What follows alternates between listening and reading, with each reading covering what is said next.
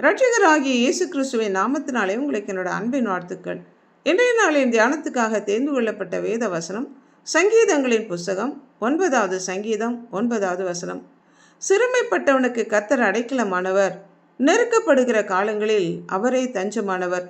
சிறுமைப்பட்டவன் என்றால் எதிர்த்து நிற்க முடியாமல் பலமிழந்து மதிப்பிழந்து தாழ்ந்து ஒடுக்கப்பட்ட நிலையில் உதவியற்ற நிலையில் உள்ளவர்களை குறிக்கும்.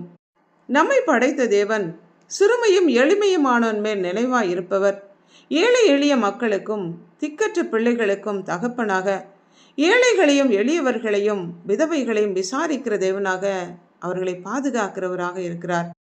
தன்னை பெற்ற தாய் தகப்பனாலும் சகோதர சகோதரிகளாலும் புறக்கணிக்கப்பட்டவனாக மறக்கப்பட்டவனாக வனாந்தரத்திலே ஆடுகளை மேய்த்து கொண்டு கர்த்தரை மாத்திரம் நம்பி சார்ந்திருந்த தாவீதை கர்த்தர் நினைவு கூர்ந்தார். ஏளனமாக எண்ணப்பட்ட தாவீதை கர்த்தர் சகோதரர்கள் மத்தியிலே அவனை அபிஷேகித்து அவனோடு கூடவே இருந்து அவனை பாதுகாத்து ஏற்ற வேளையிலே அரசனாக கர்த்தர் உயர்த்தினார். தனக்கும் மரணத்துக்கும் ஒரே அடி மாத்திரம் இருந்தது என்று சொல்லத்தக்க விதத்தில் அவ்வளவு அருகாமையிலே சவுல் ஒரு வேட்டைக்காரனை போல அவனை வேட்டையாட வந்திருந்தாலும் கர்த்தர் சவுலின் கையில் தாவீதை ஒப்பு கொடுக்காதபடி பாதுகாத்தார். அநேக எதிரிகள் அவனுக்கு விரோதமாக எழும்பினாலும் எல்லாருடைய கைக்கும் நீங்களாக்கி தாவீதை தப்புவித்து கர்த்தரே அவனுக்கு உயர்ந்த அடைக்கலமாக, தஞ்சமாக, மறைவிடமாக, உறைவிடமாக இருந்து கர்த்தர் அவனை பாதுகாத்தார். சிறுமைப்பட்டவனை அவனிலும் பலவானுடைய கைக்கும், சிறுமையும் எளிமையுமானவனை கொள்ளையிடுகிறவனுடைய கைக்கும் தப்புவிக்கிறவர். சிறுமைப்பட்டவனுக்கு கர்த்தர் அடைக்கலமானவர், அவர்கள் நெருக்கப்படுகிற காலங்களிலே அவரே தஞ்சமானவர். சிறுமைப்பட்டவர்களுடைய கூப்பிடுதலை கேட்டு அவர்களுடைய நம்பிக்கை அற்றுப்போகாதபடி அவர்களை விடுவித்து அவர்களுடைய இருதயத்தை ஸ்திரப்படுத்துகிறார் என்று தன்னுடைய வாழ்க்கையின் அனுபவங்களை தாவீது குறிப்பிடுகிறார். யார் யாருக்கெல்லாம் அவர் அடைக்கலமாக இருக்கிறார்?